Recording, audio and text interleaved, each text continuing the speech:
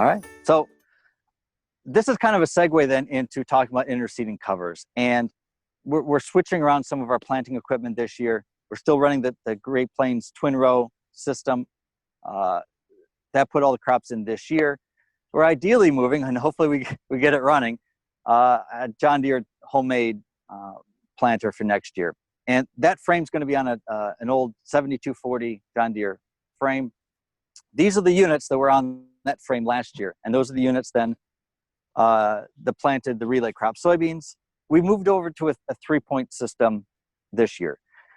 The biggest challenge with planting the soybeans, or for that matter, planting anything into a standing crop, is how you orient your wheel traffic and where you're planting. Because now you basically have to shift the planter over 15 inches because you need to be planting into your wheel tracks. And the 3-point planter here provided us a little bit more flexibility to do that. As you can see, that the tractor is offset off of the bar right now. We're set up to be able to pick up this planter either directly on center, like you normally would, or 15-inch offset. And it's worked pretty well. Certainly a problem with a planter like this. The planter it's light in some sense from the fact that it doesn't have a ton of downforce to be able to get in the ground. It's heavy for a 4440 John Deere. And we could upgrade tractors. I like the nimbleness of this little tractor. It's light. I don't want any more weight in the field than we really have to have. But this setup has worked pretty well for us planting soybeans this last year. So the beans we were just in were planted with this planter. And the cover crop we'll look at here in a second was planted with this planter as well. Soybeans, straightforward, nothing special there. What I really like about putting the cover crop in with a system like this is the fact that we can segregate out our large seeded covers from the small seeded. And that data sheet broke some of those down of what we're looking at with each of those seed lots. I'm using a seed right disc on a vacuum system here for putting in the large seeded things like oats and the buckwheat, the cowpeas, for instance, things like that. And then I'm using the insecticide boxes to meter out the small seeded things, clovers, annual rye, dwarf Essex rape. And some of the challenges we had when I was just putting everything through that main box is to ensure that the right depth for some of the large seeded crops, you're going way too deep for the clover. And so how do you get a proper seeding depth between those two? With this system, I think we can do a little bit better job because we're running those small seeded crops down that tube, and we're angling that tube that drops insecticide right between the closing wheels. It's not a perfect system, but it's probably going to do a little bit better job of keeping the surface or the shallow place, rather, cover crops closer to the surface. I've had terrible luck with every other strategy of seeding cover crops into corn. I've tried broadcasting out in front of our urea applicator. The first couple of years we were doing this, we were using a Montag cart to inject urea in between the rows. That didn't work all that well. Whether we blended the cover crop in with the urea, whether we broadcast it out in front, even with the soil disturbance we got there, we just couldn't get any sort of reliable stand. I also got to the point that I thought, with as droughty as we can get here in July and August, I wasn't sure whether we're really getting the nitrogen to the plant with that system. So as I mentioned with the wheat, we've shifted over. All of our nitrogen now goes on as liquid 28%. And it's a lot quicker doing it with the sprayer. Certainly, I've been a lot happier moving with that system. It does confound the fact that now we're splitting up our timings of doing cover crop with the nitrogen. In the past, we're trying to do it all at once, but again, the cover crop wasn't working. So by getting good soil to seed contact like this with the planter unit, it's been a lot better. The one thing I don't love about this is the fact we're just putting these covers into 30-inch rows. So when the corn comes off, there's just not that much soil coverage out there. Running dual rows, like with a Dawn Duo seeder, I think would be an advantage there if you get a little bit more soil coverage. We're running into twin row corn here, so we're in essence 22-inch rows in that gap. So we don't have quite the late interception early into the season.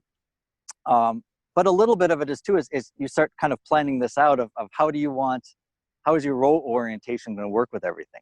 We're no-till, so generally speaking, soybeans are going to follow corn. So to deal with that residue management too, that I'm planting the soybeans in between the rows of corn the following year. So in essence, what I'm doing is I'm planting soybeans right over the top of this one 30-inch row cover crop strip. So as we're looking to go into soybeans with that system, that's a fact in mind for me too, of what kind of cover crop species do we want in there that we're going to straddle this 30-inch row with a twin row soybean next year and hopefully plant green into there. It changes a little bit of what we're trying to do. So if we want to move over, we can peek into the corn rows here a little bit and see what we've got going there as well. Great.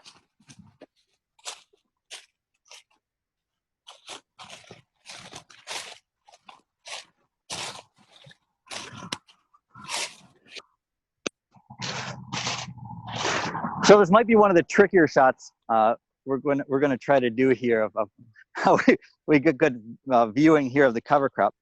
I didn't specifically mention it yet, but it was on those slides. The herbicide packages for what you're trying to do with these cover crops of getting them established in corn is really tricky.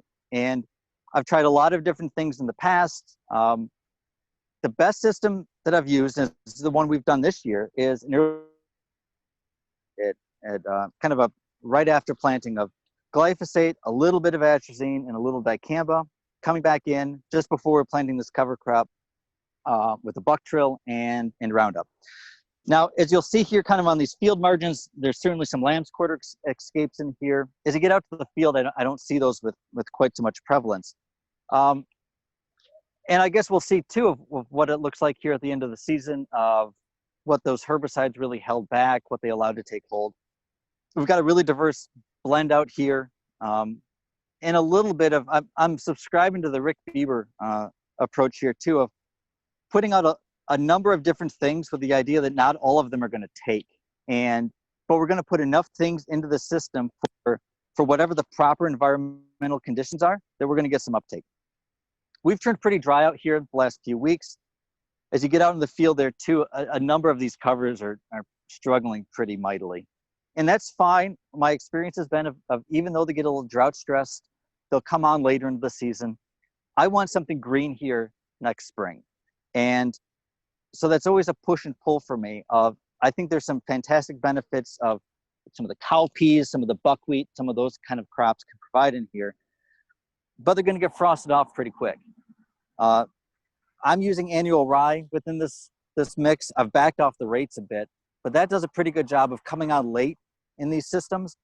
It doesn't look like much now. I often have trouble really finding a lot of the annual rye into the middle of the season, but towards the back end and next spring at green up, that it tends to be a little bit more prevalent. So I don't feel like I've got a great sense at all of what the proper crops are to be putting out in fields. My goals really are, I want to build soil quality. I want to build the resiliency of the system. I want better water holding capacity. I'd love some better nutrient cycling. But as we've really moved into a system where we're doing full no-till, we're pushing cover crops a little bit better. I certainly see more worms. I think we have better drought resistance with some of these soils. So it seems to be working a little bit what we're doing. Point out things I'm doing wrong, or things I should be trying, or things I should be doing better. Whether it's in comments or catch me on Twitter or something later. I learned an awful lot from just kind of standing up and sharing what we're doing here. I don't have it right by any means, but this is what we found that's worked so far for us.